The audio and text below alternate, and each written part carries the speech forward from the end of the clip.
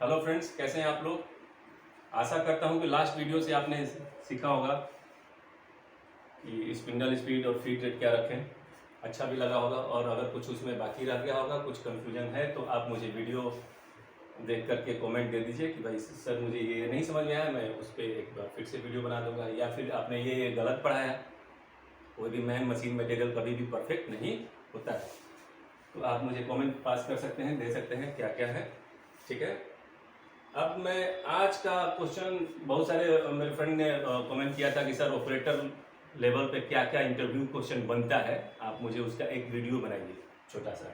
तो मैं वो कमेंट ही देख रहा था, तो उसके लिए मैं सोचा चलो आज एक वीडियो बना दूं, interview question for operator level. मैं 3 को वीडियो बनाऊंगा, एक इंटरव्यू क्वेश्चन फॉर प्रोग्रामर और एक इंटरव्यू क्वेश्चन फॉर सेटर के लिए, ठीक है ना। उतना क्वेश्चन आप अगर याद कर लेते हैं, समझ गए तो ठीक है, ऐसा तो समझ के ही चलना चाहिए, क्योंकि ऑपरेटर तो रट के भी काम चला लेगा अपना लाइफ, लेकिन प्रोग्रामर और सेटर रट करके काम नहीं चलाएगा, और कहीं ना कहीं जाकर फंस जाएगा। सामने वाला समझ जाएगा कि रटूट होता है तो आप फंस जाएंगे, इंटरव्यू में ही पकड़ लेगा, क्योंकि सामने वाला बैठा वाला उसको 20 साल का एक्सपीरियंस है, यही काम करके वो बूढ़ा हो गया, तो आप गलत भी बोलेंगे तो पकड़ लेगा। तो ऑपरेटर के लिए क्या क्वेश्चन बनता है, मिनिमम क्वेश्चन, इतना क्वेश्चन अगर आप याद भी कर लेते हैं तो मैं एकदम गारंटी देता हूँ आपका इंटरव्यू कोई नहीं छटेगा, ठीक है ना। तो शुरू करते हैं पहला क्वेश्चन।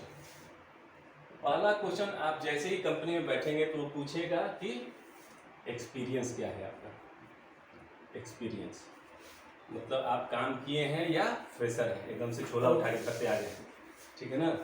तो कभी भी आप फ्रेशर मत ही बोलिए तो ज़्यादा बेटर है, क्योंकि मैं आज जितना आपको इंटरव्यू क्वेश्चन दे दूंगा ना, तो उतना अगर याद कर लेते हैं तो आप 6 महीने का एक्सपीरियंस बोल करके आराम से आप ज्वाइनिंग कर सकते हैं। तो आप एक्सपीरियंस में मिनिमम 6 मंथ का बोलिएगा, ज़्यादा नहीं बोलना है। ज़्यादा बोलिएगा और नॉलेज कम रहेगा ना तो फंस जाइएगा, क्योंकि इतना वो क्वेश्चन डाल देगा ना कि आप पकड़ में आ जाएगा। तो 6 मंथ आप जनरली बोल दीजिए, ठीक है। एक कंपनी का नाम, फिर वो आपसे कंपनी का नाम पूछेगा, कंपनी नेम पूछेगा, तो आप XYZ जो भी आपको बताना है। आपके बहुत सारे फ्रेंड होंगे, मैं ऑनलाइन वीडियो पे क्या बोलूँ क्या करना है, आप समझदार खुद है, ठीक है। ये एक क्वेश्चन सबसे पहले बनेगा। दूसरा क्वेश्चन बनेगा कि वहाँ पे क्या बनता था, मतलब प्रोडक्शन, प्रोडक्शन में क्या बनता था, कौन सा डिजाइन काम होता था, क्या बनता था। तो आप एक अपना ध्यान रख लीजिए, काम किए हैं तो वही अपना बता देना है। तीसरा क्वेश्चन पूछेगा उसका साइकिल टाइम, साइकिल टाइम मुझसे पूछेगा कि आपका साइकिल टाइम कितना था। मतलब आप जनरली जैसे अगर आप काम किए रहे हैं तो आपको तो ये सब क्वेश्चन ईजी है, आप तुरंत से बता सकते हैं। अगर साइकिल टाइम आपका 2 मिनट 3 मिनट है तो आप बता दीजिए, कोई दिक्कत नहीं है। अगर नहीं मालूम है तो अपने फ्रेंड से बात कर लीजिए, 1.5 मिनट का मिनिमम साइकिल टाइम बता दीजिए, ठीक है। मैं ये फिक्स नहीं बोलूँगा, ऑनलाइन क्लास है तो भाई अपना समझदार है आप लोग, अपना कुछ भी रख सकते हैं। बहुत सारे आपके फ्रेंड होंगे, उनसे पूछ लीजिए, ये सब क्वेश्चन अपने फ्रेंड से पूछ लीजिएगा, ठीक है ना। तो चौथा क्वेश्चन बनेगा तो 12 आवर में कितना, 12 आवर। ऑपरेटर का काम 12 आवर का ही होता है। बहुत बड़ी बड़ी कंपनी हो जो 3 शिफ्ट में काम करती है तो 8 आवर का काम होता है, वरना आप 12 घंटे ही काम करेंगे। ऑपरेटर को मैं टेक्निकल हेल्पर ही बोलता हूँ, वो हेल्पर ही है, ठीक है।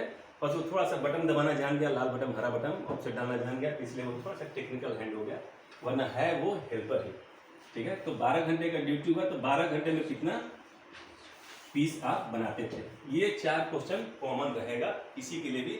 आप फ्रेशर रहेंगे तो फ्रेशर बोल देंगे तो फिर कहानी खत्म।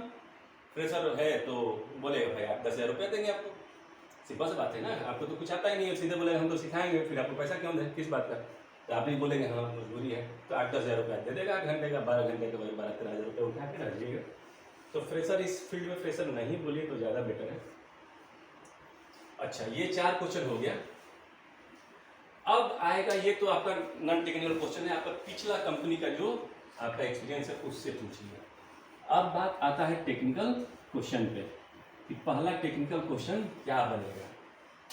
पहला क्वेश्चन पूछेगा आपसे ऑफसेट के बारे में। क्या ऑफसेट, कि ऑफसेट कितने टाइप के होते हैं, ठीक है। ऑफसेट कितने टाइप के होते हैं, अगर आंसर मालूम है तो वेल एंड गुड है, नहीं मालूम है तो मैं लिख दे रहा हूँ, ठीक है। ऑफसेट कितना होगा? पहला offset geometry offset, geometry offset, ठीक है। दूसरा होगा आपका वियर ऑफसेट, वियर ऑफसेट। तीसरा होगा आपका वर्क ऑफसेट, ठीक है ना। ये 3 टाइप का ऑफसेट होता है। ये आपसे क्वेश्चन पूछेगा। जनरली इतना क्वेश्चन ऑपरेटर के लिए पूछ करके छोड़ देता है। अगर ज़्यादा सामने वाला ज़्यादा क्वेश्चन पूछेगा तो उसमें इसमें घुसेगा तो पूछेगा कि ज्योमेट्री ऑफसेट किसको बोलते हैं, वियर ऑफसेट किसको बोलते हैं, और वर्क ऑफसेट किसको बोलते हैं। तो आप जितना ज़्यादा आंसर देंगे, इंटरव्यू का एक ही फंडा है, आप जितना ज़्यादा क्वेश्चन का आंसर देंगे, सामने वाला उतना ही आपसे क्वेश्चन एराइज करेगा। क्यों? Ego problem. जैसे मैं बैठा हूँ, आपसे इंटरव्यू ले रहा हूँ, मैं क्वेश्चन पूछते जा रहा हूँ, आप बताते जा रहे हैं, तो मुझे ईगो होगा ना कि बंदा तो सब जान रहा है, कहीं ना कहीं तो आपको फंसना पड़ेगा। तो वैसे जगह पे फंसिए कि उस क्वेश्चन से ज़्यादा आपको इंटरव्यू पे इफेक्ट ना है। एक तो जगह आप जरूर फंसिए, एक दो जगह क्वेश्चन में आप जरूर फंसिए, तो उसको उसका ईगो सेटिस्फाई हो जाएगा, वो खुश हो जाएगा, हाँ बंदा मुझसे कम जानता है, खुश हो जाएगा, फिर आपको रख लेगा। वरना इंटरव्यू क्वेश्चन, हर क्वेश्चन का आंसर दे देंगे तो या तो वो समझेगा या तो आप बहुत जानते हैं या तो आप नहीं जानते हैं, रट के आ गए, ठीक है। तो बहुत रट के आ गए तो फिर प्रॉब्लम, बहुत जानते हैं तो भी प्रॉब्लम, क्योंकि सामने वाला तो फिर ईगो प्रॉब्लम उसको होगा।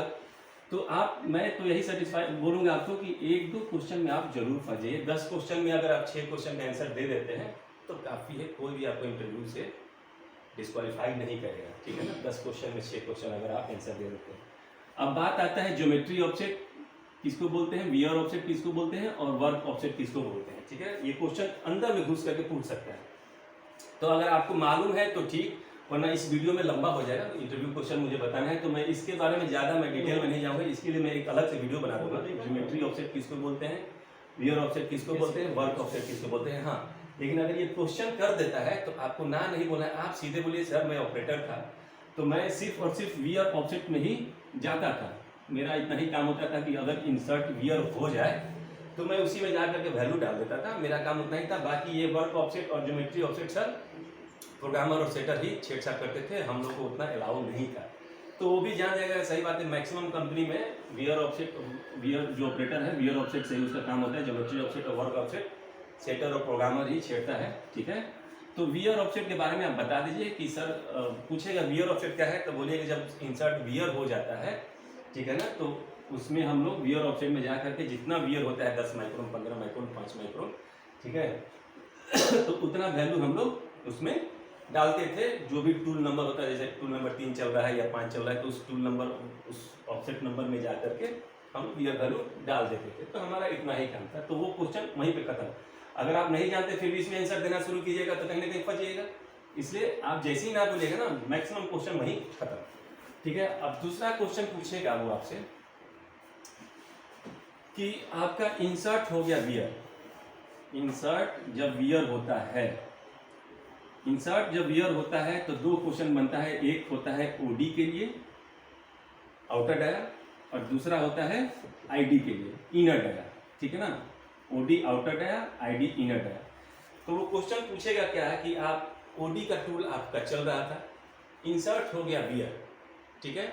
10 माइक्रोन मान लीजिए, वो बोल दिया कि 0.01 mm, 10 माइक्रोन आपका इंसर्ट वियर हो गया ओडी वाला टूल पे। तो आप उसको कैसे वैल्यू डालेंगे, ठीक है ना। तो क्वेश्चन क्या बनता है कि ओडी में वो बोलेगा कि 10 माइक्रोन आपका इंसर्ट वियर हो गया है, तो आप क्या करेंगे, तो आप सीधे बोलेंगे सर मैं उस टूल नंबर का, जो टूल नंबर है, जैसे T02 का आपका टूल नंबर चल रहा था 0202, तो बोलना है सर मैं 2 नंबर ऑब्जेक्ट में जाऊंगा, वियर ऑब्जेक्ट में, किसमें, वियर ऑब्जेक्ट में, 2 नंबर वियर ऑब्जेक्ट में जाऊंगा और वहां पे 0.01 टाइप करके और प्लस इनपुट का बटन दबाऊंगा, सॉरी माइनस टाइप करके, ठीक है ना, प्लस इनपुट का मैं बटन दबाऊंगा। उससे क्या होता है कि माइनस यहाँ पे ओडी में जब भी आपका इंसर्ट वियर होगा ना, तो माइनस में वैल्यू डालना है, ठीक है। ये एकदम गांठ बांध करके याद कर लीजिए। मैं नेक्स्ट वीडियो में जब ऑफसेट के बारे में बताऊंगा कि क्यों OD पे माइनस वैल्यू ही डाला जाता है, ठीक है ना। और ID में अब फिर बोलेगा कि ID में अगर 10 माइक्रोन वियर हो जाता है तो आप क्या करेंगे। तो सीधे बोलिए सर ID में अगर 10 माइक्रोन वियर होता है तो जो भी वैल्यू, जो भी टूल नंबर चल रहा है, जैसे 0303 चल रहा है तो टूल नंबर 3 है तो ऑफसेट नंबर भी 3 है यहाँ पे, तो 3 नंबर वियर ऑफसेट में जाऊँगा। किसमें? वियर ऑफसेट में। बोलना जरूरी है कि 3 नंबर वियर ऑफसेट में जाऊँगा और यहाँ पे प्लस 0.01 लिख करके, मैं प्लस लिखने का तो जरूरत है नहीं क्योंकि आप नहीं लिखेंगे तो मशीन प्लस ही समझेगा, यहाँ माइनस आपको लिखना जरूरी है, ठीक है। ये ID में 0.01 mm लिख करके और मैं प्लस इनपुट दबा दूंगा, ठीक है।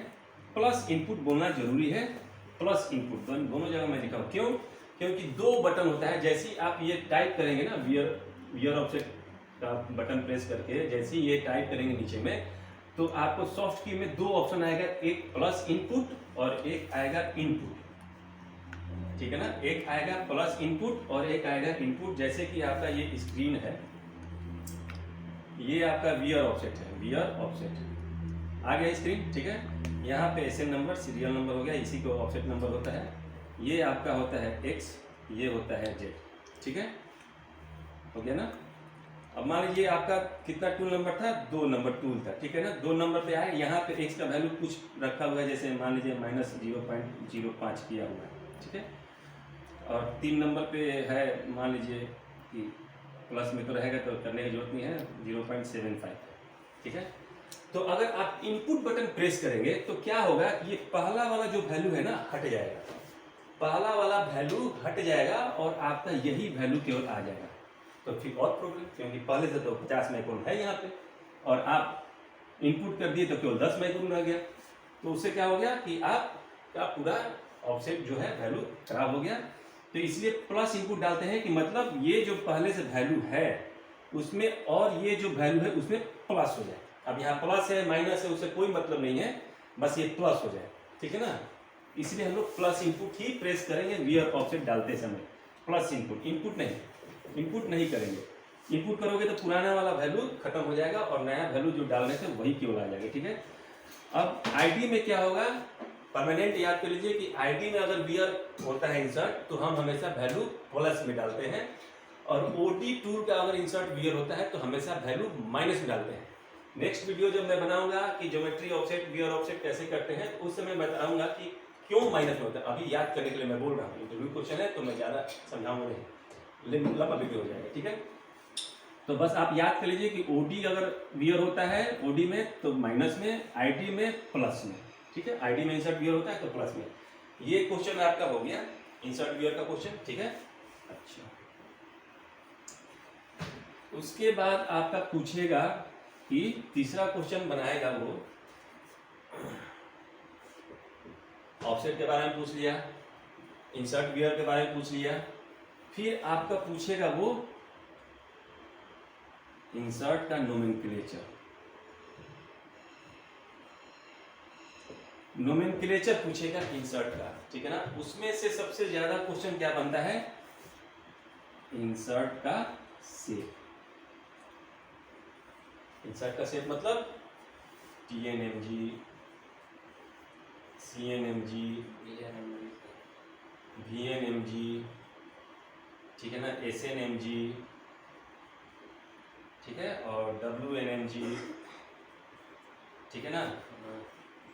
अच्छा, और फिर और सारा बहुत सारा है, ठीक है ना। और उसके बाद ये हो गया OD के लिए, ये ID के लिए इंसर्ट हो गया। इसी का बस यही सेम नेम रहेगा, ये ही आपका जो है ना, ये वाला TCW, ये इसी से शेप डिसाइड होता है। अगर कोई बोल देता है इस टाइप का इंसर्ट है तो कैसा शेप होगा, एंगल क्या होगा। एंगल बेसिकली कोई भी शेप जब बनता है, जैसे ये बोर्ड बना हुआ है रेक्टेंगल, तो कहीं ना कहीं इसका एंगल है 90 डिग्री। अगर ये गोल है तो कहीं ना कहीं 360 डिग्री है। ट्रायंगल है तो कहीं ना कहीं इसका 60 380 डिग्री, 180 डिग्री। तो शेप मतलब एंगल, तो इसमें एंगल। अब ID के लिए क्या होगा, यही SCMT, ठीक है, VCMT। देखिए क्या क्या बदल गया, केवल C और T बदल रहा है, बाकी सब सेम है। TCMT, CCMT, WCMT, ठीक है ना। मैं जब इंसर्ट का नोमेनक्लेचर का वीडियो बताऊंगा, अभी जैसे OD और ID के हिसाब से आप इंसर्ट मैं बता रहा हूँ, बस ऐसे तो टेक्निकली मुझे ये नहीं बोलना चाहिए था कि OD का इंसर्ट और ID का इंसर्ट।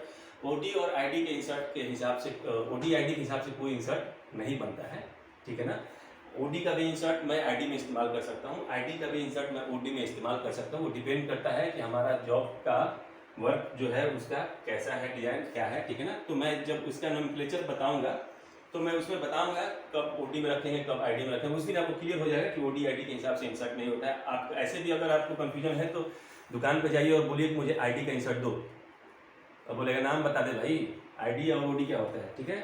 तो लेकिन वो आपसे कंपनी में जरूर पूछेगा, कंपनी के ऑपरेटर है तो उसको मालूम है कि ऑपरेटर को ज़्यादा नॉलेज नहीं, इसलिए OD ID के हिसाब से आपसे इंसर्ट पूछ लेगा। बोलेगा कि 2-3 OD और ID का इंसर्ट का नाम बताओ, तो फटाफट ये 2-3 फेमस सबसे ज़्यादा यही सब रहता है, ये तीन इंसर्ट का नाम OD ID के हिसाब से दे देना, ठीक है। अच्छा, उसके बाद वो पूछेगा कि इसका एंगल, किसका एंगल, इसका, एस का 90 डिग्री, V का 35 डिग्री, T का 60 डिग्री, S का 80 डिग्री, W का 80 डिग्री। ये याद करिए, इसका भी सेम है, SVTCW, ठीक है ना। SVTCW याद कर लीजिए, ठीक है ना। और एक होता है आपका और सारा भी है, बहुत सारे इंसर्ट है, कोई दिक्कत नहीं है, 2-4 नाम ले लीजिए काफ़ी है। तो आप एंगल वो पूछ सकता है भाई VNMG में इंसर्ट का एंगल कितना है, तो आप बताइए, ठीक है ना। TNMG में इंसर्ट का एंगल कितना है, तो आप बताइए 60 डिग्री, ये आपको बोलना पड़ेगा। तो एक क्वेश्चन यहाँ से इंसर्ट का शेप से बनता है, ज़्यादा वो क्वेश्चन नहीं पूछेगा, ये यहाँ से पूछेगा।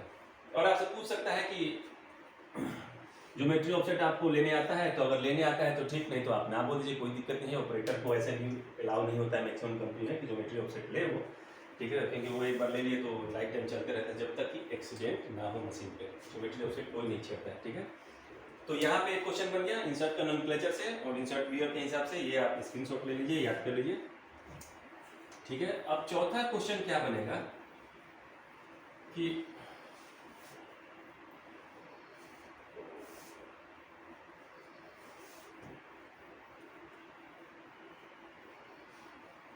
अब तो ये सब क्वेश्चन हो गया, अब आ गया इंस्ट्रूमेंट पे, मेजरिंग इंस्ट्रूमेंट। क्या चौथा क्वेश्चन है आपका मेजरिंग इंस्ट्रूमेंट।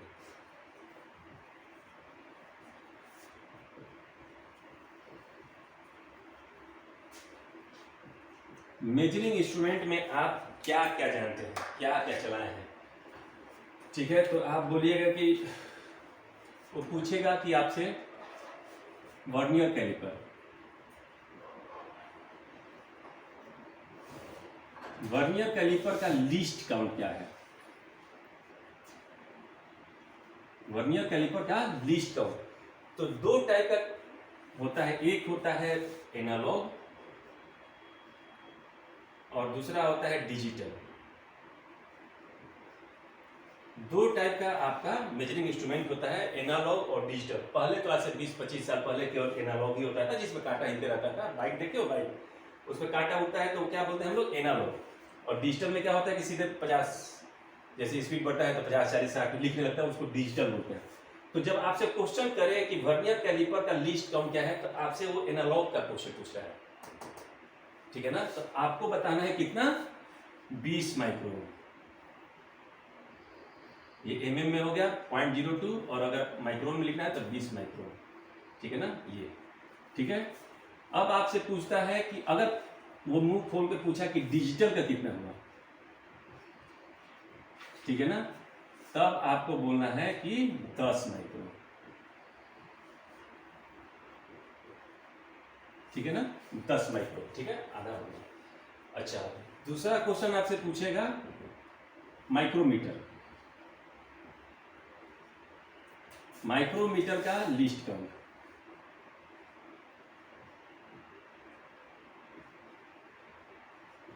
माइक्रोमीटर का लीस्ट काउंट कितना होता है, एनालॉग का 0.01 mm, मतलब 10 माइक्रोन, 10 माइक्रोन। अब वही पूछेगा कि डिजिटल माइक्रोमीटर का कितना लीस्ट काउंट होगा, डिजिटल का, ठीक है।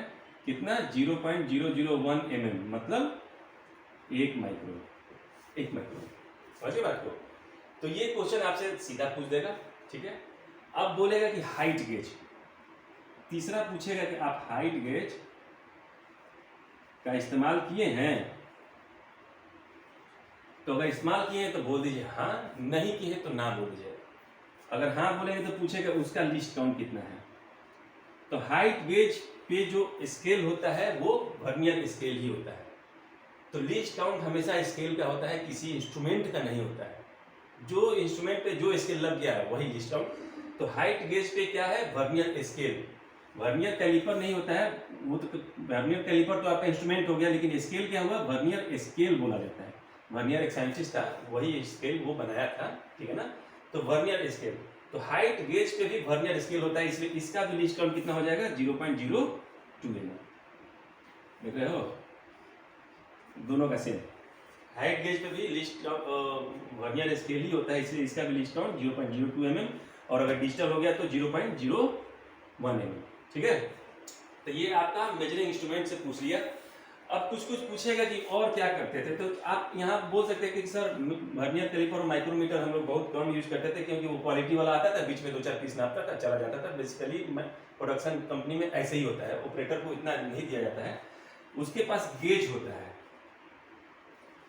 किसके पास, ऑपरेटर के पास गेज होता है। कौन सा, क्या चेक करने के लिए, गो नो गो करना है। ऑपरेटर को मैं क्या बोला था कि टेक्निकल हेल्पर ही है, उसे गो नो गो मतलब ओके है नॉट ओके, ओके है नॉट ओके, बस रखते जाएगा। तो गेज होता है, तो गेज में बहुत सारा गेज होता है, स्लिप गेज हो गया, बहुत सारा गेज है, हाइट गेज हो गया, ठीक है ना। गो नो गो वो सब सिर्फ गेज से आपसे गेज क्या है ना कि वो मेजरिंग इंस्ट्रूमेंट नहीं है, वो सिर्फ बता सकता है कि आपका जो वर्क पीस है डिजायर्ड डाया पे है, मतलब उसका लेंथ ठीक है या नहीं है, बस कितना है वो नहीं बताएगा। हाँ, जो गेज बनाया है उसको मालूम है कि 40 डाया का गेज है, तो वो 40 डाया का ही वर्क पीस है, वो बता, आपको नहीं पता है। आप तो केवल ऐसे लगाइएगा, गया तो खराब हो गया, नहीं गया तो ठीक, गो नो गो हो गया, ठीक है। तो गेज क्या है, मेजरिंग इंस्ट्रूमेंट नहीं है, इससे हम लोग ये पता नहीं कर सकते उसका डायमेंशन, ठीक है ना। इंस्ट्रूमेंट ये सब है, ठीक है। तो गेज के बारे में 2-4 पूछा, 2-4 गेज का नाम अपना याद कर लीजिए, उतना हो गया। तो ये क्वेश्चन यहाँ पे बन गया, ठीक है। अब क्या क्वेश्चन बनेगा, ये आपका मेजरिंग इंस्ट्रूमेंट से पूछ लिया। अब क्वेश्चन आपसे बनेगा, अब इतना अगर आप बता दीजिएगा ना तो कहीं भी आपको जॉब आसानी से लग जाएगा। और ये सब जो है ये सीखने वाला, मतलब याद करने का भी, याद कर लेंगे तो भी काम चलेगा, अगर जानते हैं इसको बढ़िया से तो ज़्यादा बेटर है। जानना है तो आइए हमारे कोचिंग इंस्टीट्यूट में, उसको एकदम डीप से समझाएंगे आपको, अच्छे से हर टाइप का मेजरिंग इंस्ट्रूमेंट चला करके आपको बताया जाएगा, कैसे वर्नियर कैलिपर यूज किया जाता है, कैसे माइक्रोमीटर यूज किया जाता है, हाइट गेज कैसे यूज किया जाता है, बोर गेज कैसे यूज किया जाता है। अब बोर गेज के बारे में भी आपसे पूछेगा, बोर गेज तो पूछेगा कि बोरगेज का लिस्ट काउंट कितना होता है, बोरगेज का लिस्ट काउंट। तो बोलना कि सर लिस्ट काउंट 3 टाइप का होता है, कौन कौन, एक 0.001 वाला, एक 0.01 वाला और एक 0.1 वाला, ठीक है ना। 1 माइक्रोन का भी लिस्ट बोरगेज होता है, 10 माइक्रोन का भी, 100 माइक्रोन का। तो वो डिपेंड करता है, आपको एक वो मंच डायल दे देगा, वो डायल है, ये डायल गेज का है। डायल गेज आपको ये 3 टाइप का डायल गेज दे देगा, ठीक है। उसमें से पूछ सकता है कि भाई इसमें क्या है। तो क्या होता है डायल गेज में, डायल गेज में क्या है कि यहाँ पे 0 है, ऐसे ऐसे करके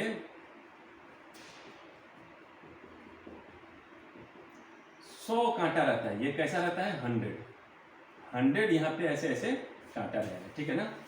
100 कांटा हो गया तो मतलब अगर 1 कांटा कितना का हो गया भाई, 0.001। अगर 1 माइक्रोन का अगर है लिस्ट काउंट तो एक इसका डिवीजन 1 माइक्रोन, तो 0.001 से चालू हुआ और कहाँ तक ये मैक्सिमम कितना नापेगा, तो कितना, ये 0.001 में आप 100 से गुना कर दीजिए, ठीक है। 100 से गुना कर दीजिएगा तो कितना आएगा, कितना, 100 माइक्रोन, 0.1 mm का 100 है भाई। एक डिवीजन 1 माइक्रोन, तो 100 डिवीजन 1 गुना 100 तो 100 माइक्रोन। मतलब ये डायल पे ऐसे लिखा रहेगा 0.001 से लेकर के 0.1 तक। तो पूछेगा अगर ऐसा डायल दे दिया, अगर ऐसा डायल दे दिया, ठीक है ना, तो आप क्या बोलेंगे कि अब ऐसा डायल देकर पूछेगा इसका लिस्ट काउंट कितना है, तो आप बोल देना 1 माइक्रोन, क्योंकि यहाँ से शुरू हो रहा है, 1 डिवीजन 1 माइक्रोन, ठीक है। अगर यही कह दिया कि दूसरा दे दिया आपके पास 0.01, ठीक है ना, यहाँ से स्टार्ट हुआ, तो क्या करेंगे 0.01 से हम लोग 100 गुना करते हैं। 100 डिवीजन रहता है, एक डायल गेज में 100 डिवीजन रहता है, ठीक है ना। तो एक डिवीजन कितना 10 माइक्रोन का, तो इसका लिस्ट काउंट 10 माइक्रोन है, तो मैक्सिमम में कितना रीडिंग दे सकता है, इसमें 100 से गुना कर दीजिए, तो कितना हो जाएगा 10 माइक्रोन का एक डिवीजन, तो 100 माइक्रोन का 1 mm, 1.0 mm। तो ये ऐसा लिखा रहेगा डायल गेज के ऊपर में, उसका जो ये स्क्रीन है ना, उसके ऊपर में ये लिखा रहता है लिमिट। तो पहला लोअर लिमिट वही लिस्ट काउंट होता है, एक डिवीजन, और ये मैक्सिमम मतलब 100 डिवीजन अगर पूरा घूम गया, एक राउंड यहाँ से घूम करके यहाँ तक काटा आ गया, तो कितना मैक्सिमम नापेगा, ठीक। तो ये इसके लिए। दूसरा क्या होता है, तीसरा वाला क्या है 100 माइक्रोन का, मतलब एक डिवीजन आपका 100 माइक्रोन का है, तो 100 डिवीजन, तो इसमें 100 से गुना कर दीजिए, 100 से गुना कीजिए तो कितना आएगा 10 mm आ जाएगा, ठीक है ना। तो यहाँ पे ये ऐसे डैश दे करके 10 mm, ठीक है। तो जैसा भी आपको डायल दिखाएगा उसके हिसाब से आप लिस्ट काउंट यहाँ पे देख लीजिएगा, इस पे लिखा रहता है, ठीक है ना। पहला जो लिखा रहेगा वही आपका लिस्ट काउंट हो जाएगा उस डायल गेज के लिए। तो 3 टाइप का डायल गेज आता है, ठीक है ना, 1 माइक्रोन का, 10 माइक्रोन का, 100 माइक्रोन का, ठीक है। तो जैसा आपको डायल दे उसके हिसाब से आप देख लीजिएगा। हाँ, अब ये क्वेश्चन इसमें एराइज और 2 टाइप का क्वेश्चन होगा। वो पूछेगा कि डायल गेज अगर इस्तेमाल कर रहे हैं तो कांटा हमारा, कांटा क्या हुआ ऐसे घूम गया, कैसे क्लॉकवाइज, कांटा हमारा घूम गया क्लॉकवाइज, तो रीडिंग क्या होगा, तो बोलना है कि रीडिंग होगा माइनस में। माइनस में मतलब अंडर वैल्यू हो गया।